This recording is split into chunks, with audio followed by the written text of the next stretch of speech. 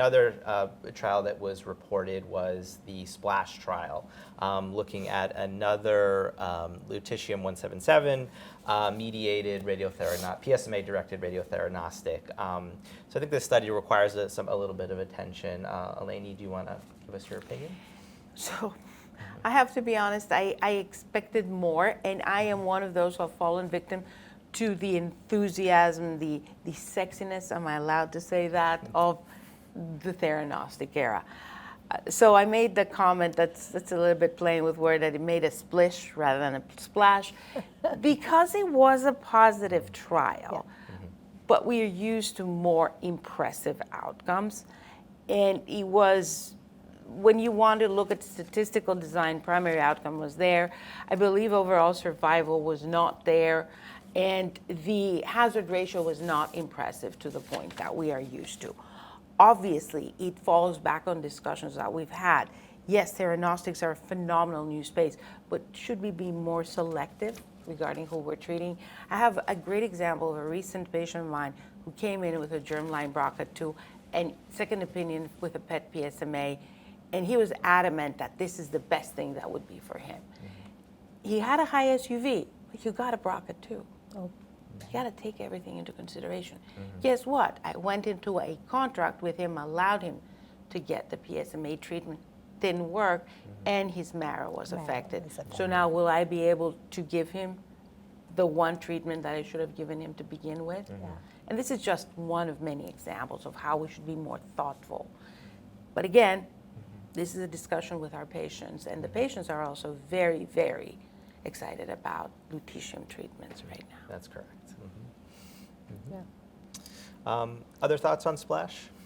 I think it's worth pointing out that the overall dose of the lutetium INT was quite low, and my understanding is that was mandated by the FDA, and I think that's probably a big reason we're not seeing more robust outcomes with this.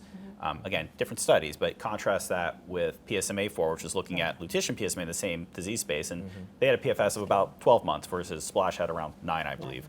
So, again, you can't really compare across trials. It's not fair, but end of the day, it makes you question whether or not the FDA's edict that they use a lower dose of the INT potentially could have been the reason they weren't able to show more robust clinical activity there. But just to come back to you, PSMA-4 has not given us OS either. It has not, you're right. The hazard ratio at least is falling on the side of benefit, whereas I think SPLASH was still 1.1, which favored the control, so which is concerning, right? Very.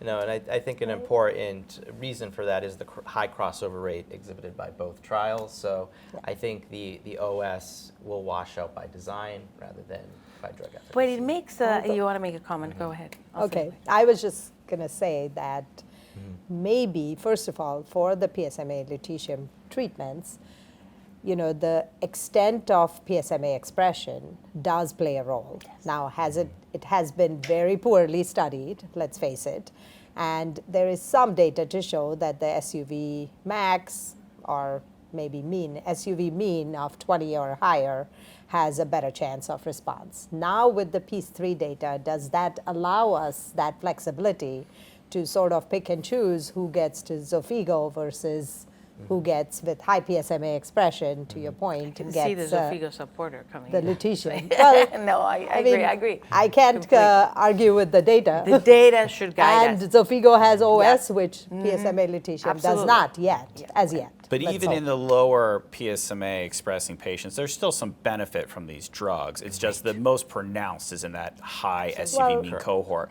So I think, I wouldn't necessarily, it's tough because the bottom line is we need biomarkers, right? And there's no good prospective data here.